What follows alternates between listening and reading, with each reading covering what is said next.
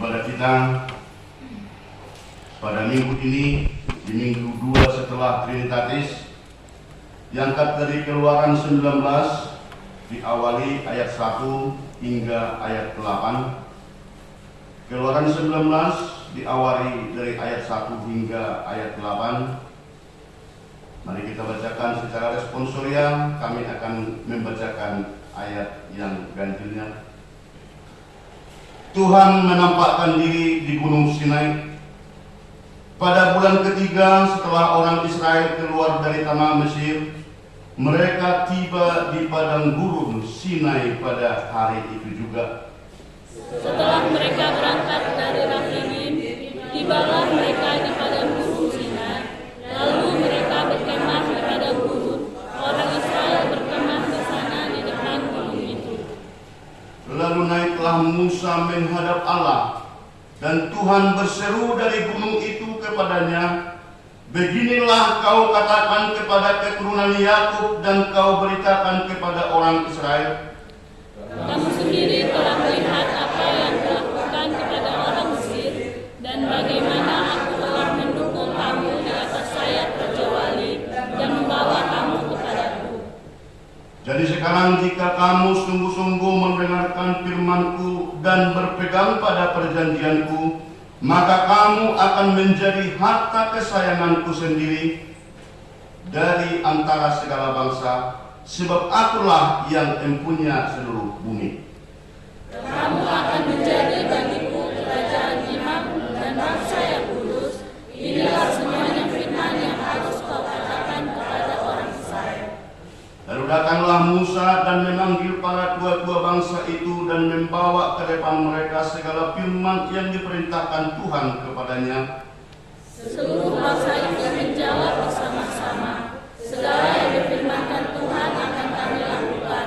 Lalu Musa pun menyampaikan jawab bangsa itu kepadanya. Demikian firman Tuhan, kita nyanyikan firman-Mu menjadi terang.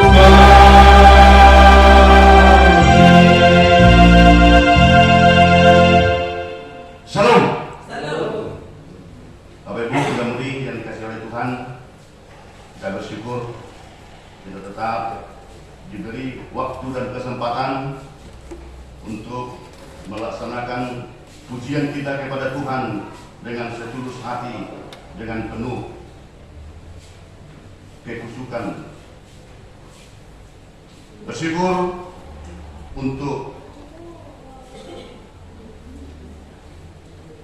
menyampaikan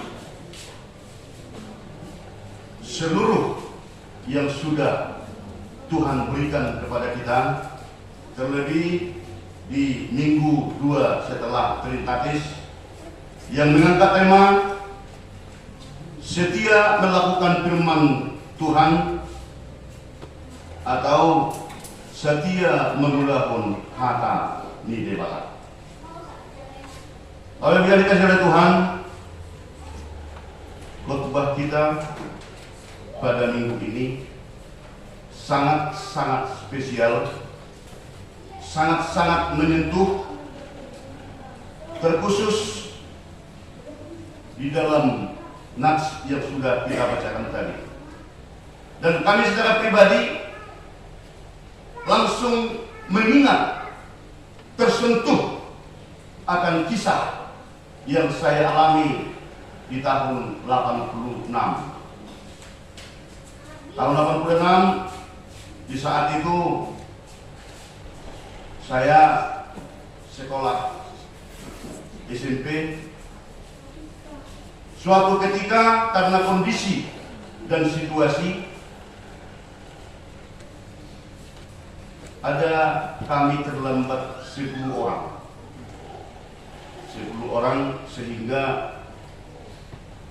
karena terlambat agak lumayan, hampir lebih 15 menit, maka guru yang mengajar wali kelas kami saat itu memerintahkan supaya semua berbaris di depan pintu masuk sekolah itu. Apa yang terjadi? Apa yang terjadi? Di saat itu ibu guru ini mengatakan berdiri semua dan tegak di depan pintu sekolah ini. Yang lain yang sudah duluan masuk, silakan buka buku masing-masing. Ternyata pada saat itu saya juga merasakan kebingungan. Ibu guru ini memanggil saya, "Hei, kamu sini." "Kenapa, Bu?" "Kamu pergi ke warung, ke kantin, belikan teh manis untuk ibu." Dan saya pun berlari pergi ke kantin sekolah dan membawa teh manis ini, teh manis ibu guru Bolu Samosir ini. Ternyata mereka sudah disuruh oleh ibu guru ini memegang kuping masing-masing, jongkok berdiri, jongkok berdiri. Kulihat mereka yang 9 orang ini sudah kecapean, dan saya pun datang membawa teh manis ibu guru ini, "Bu, buat ke dalam." Dan ibu guru ini pun langsung menemui saya, masuk ke meja dan tangannya mencubit perut saya. "Cepat kali kau datang, pergi lagi, minta lagi dari kantin air putih." Apa ini? Jadi disuruh belikan teh manis. Saya bawa teh manis, ditemui langsung ke mejanya dan dicubit perut saya. "Cepat kali kau datang, pergi lagi ke kantin. Tunggu di situ sampai 3 menit, baru kau pulang. Bawa air putih ke sini." Karena guru mengatakan seperti itu, dan saya juga istirahat sebentar di kantin sekolah itu. Ternyata sudah lewat 3 menit, saya lagi datang membawa air putih ini, Bu. Masukkan ke dalam. Ternyata Bapak Ibu, teman yang 9 orang yang terlambat ini tadi sudah ditambah hukuman keliling lapangan sampai 10 kali. Semua ngos-ngosan mereka, dan saya suruh duduk kamu. Itu kisah yang terjadi di saat tahun 1986. Dan mulai dari situ teman-teman yang mengatakan ini, yang ikut kena hukum tadi, mereka semuanya sudah pada keringat mengatakan, "Ay mololat kong hasil ni ibu guru itu." Ini kesayangan ibu guru Samosir ini. Kata teman-teman ini kepada saya, kata teman-teman ini, mulai dari kisah yang terlambat 9 orang dihukum, saya disuruh untuk memberi teh manis, dan tidak sama hukuman saya dengan teman-teman yang sama-sama terlambat tadi. Kenapa itu menjadi mengawali khotbah kita pada saat ini, Bapak Ibu? Saya yakin Bapak dan Ibu bersama dengan muda-mudi pasti mempunyai suatu sejarah, suatu perjalanan yang bisa dikatakan menjadi hal yang sangat penting. Kalau di zaman dulu, mulai dari SMP sudah ada agenda. Apa perjalanan hidup selalu dituliskan. Seturut dengan perkembangan zaman sekarang, sudah jarang. Anak-anak sekolah sekarang pun sudah jarang yang punya agenda saya lihat. Asik membuatkan itu. Contohnya ada kegiatan-kegiatan atau ada yang untuk diingat anak-anak muda sekarang ataupun sudah ikut yang orang tua cukup disimpan di hati. Itu merupakan suatu bahwa sejarah itu merupakan suatu hal yang sangat penting dan yang sangat berguna. Demikianlah Bapak Ibu, nats khotbah yang kita bacakan tadi, yang sudah kita sama-sama mendengarkan tadi, bahwa kisah di zaman dulu yang terjadi di saat bangsa Israel keluar dari tempat pembuangan. Seperti itu kondisinya yang terjadi zaman dulu. Begitu penyertaan Allah melepaskan bangsa itu tadi, bangsa Israel dikeluarkan dari Mesir. Setelah 3 bulan mereka sampai di Gurun Sinai, dan di saat itu mereka membuatkan kemah. Kita bayangkan 3 bulan mereka berjalan, itu semuanya atas penyertaan Tuhan. Di lembah bukit mereka membuatkan, di padang gurun itu membuatkan kemah untuk tempat peristirahatan mereka. Ini suatu sejarah yang betul-betul menyentuh bahwa Allah juga mempunyai suatu rahasia, mempunyai suatu kebijakan, suatu yang tidak bisa diketahui orang lain pada saat itu. Rupanya Allah mempunyai suatu cara nama baik, semua kejadian yang terjadi, ilustrasi mana kisah yang terjadi yang kita bicarakan. Bapak Ibu kasih Tuhan, setelah mereka berangkat dari Refidim, tibalah mereka di padang gurun Sinai. Lalu mereka berkemah di padang gurun. Orang Israel berkemah di sana di depan gunung itu. Lalu naiklah Musa menghadap Allah. Di saat perkemahan mereka sudah ada, Musa pun naik ke atas bukit itu, dan Tuhan berseru dari gunung itu kepadanya, beginilah kau katakan kepada keturunan Yakub, dan kau beritahukan kepada orang Israel. Didologi, maka kain debata, Tuhan berbicara, Allah berbicara kepada Musa yang mengatakan, pasangat Maon tu bangsa Israel, sampaikan ini terhadap seluruh yang ada di kemah ataupun di gurun ini. Kamu sendiri telah melihat apa yang kulakukan kepada orang Mesir.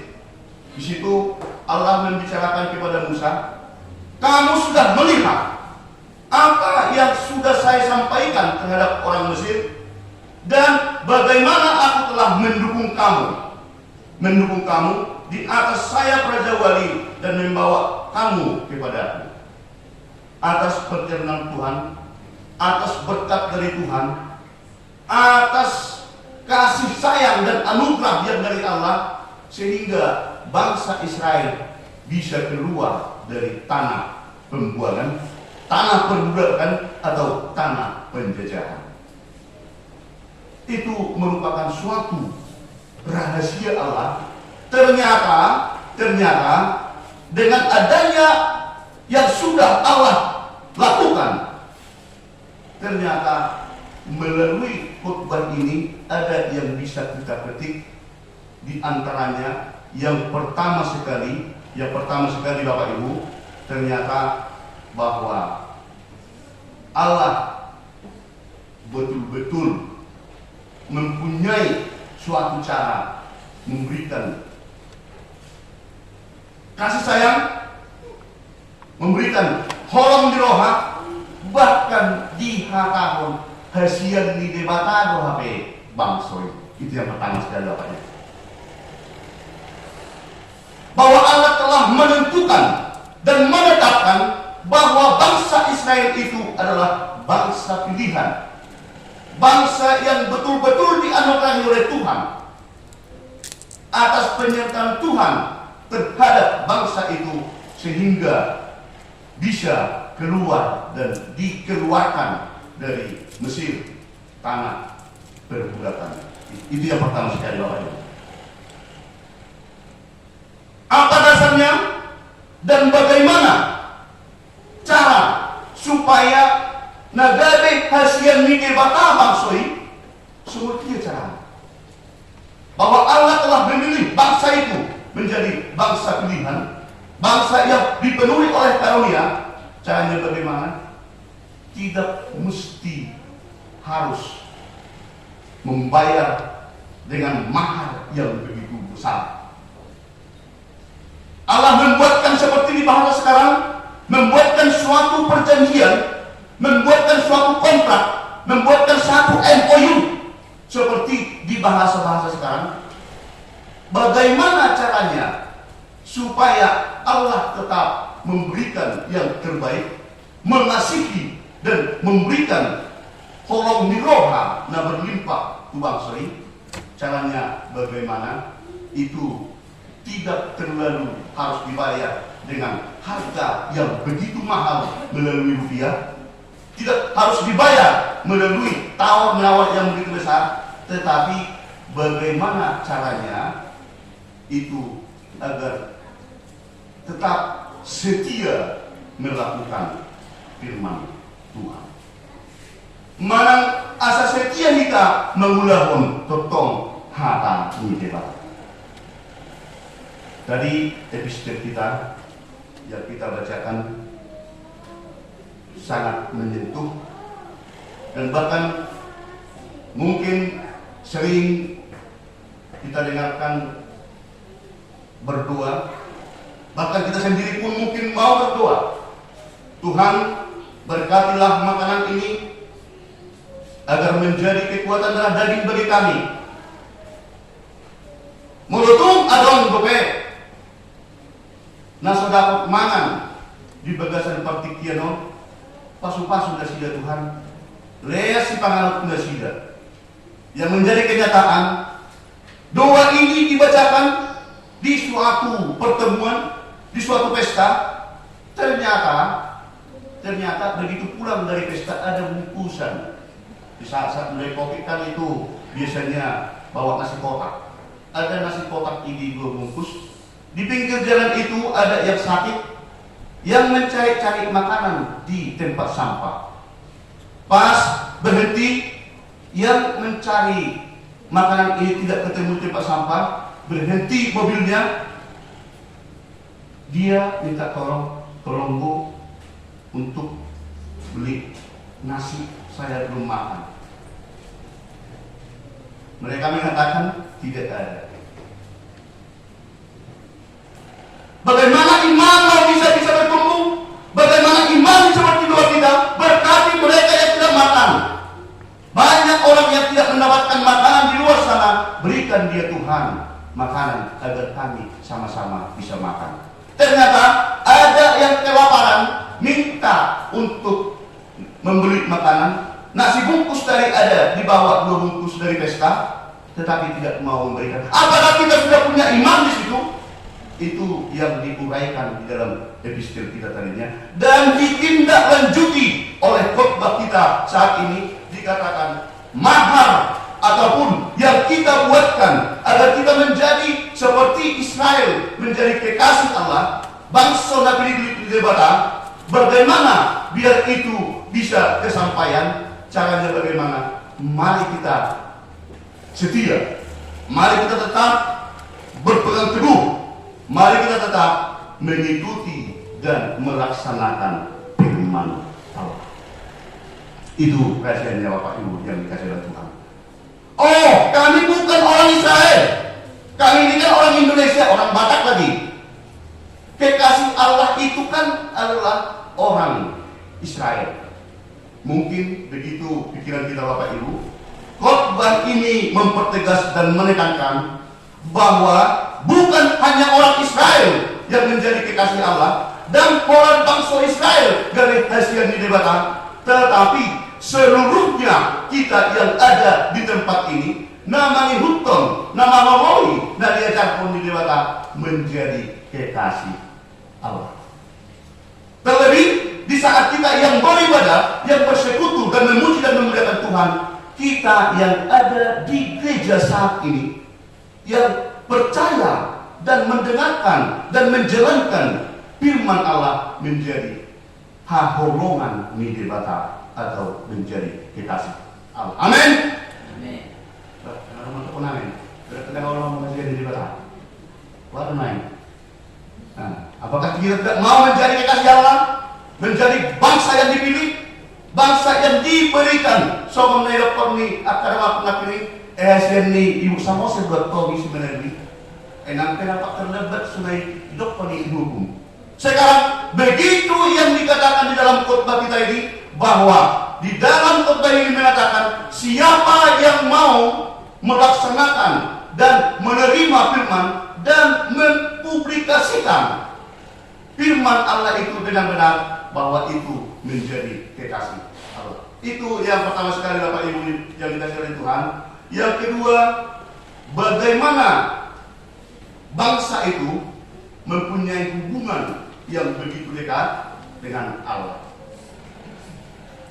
Bagaimana Allah mempunyai hubungan yang dekat, seperti bahasa sekarang, bahwa bangsa itu mempunyai hubungan intim yang begitu dekat dengan Allah. Begitu bangsa itu selesai membuatkan perkemahan mereka, Musa naik ke bukit dan Allah langsung mensuarakan seperti yang sudah kita bicarakan atau kita bacakan tadi.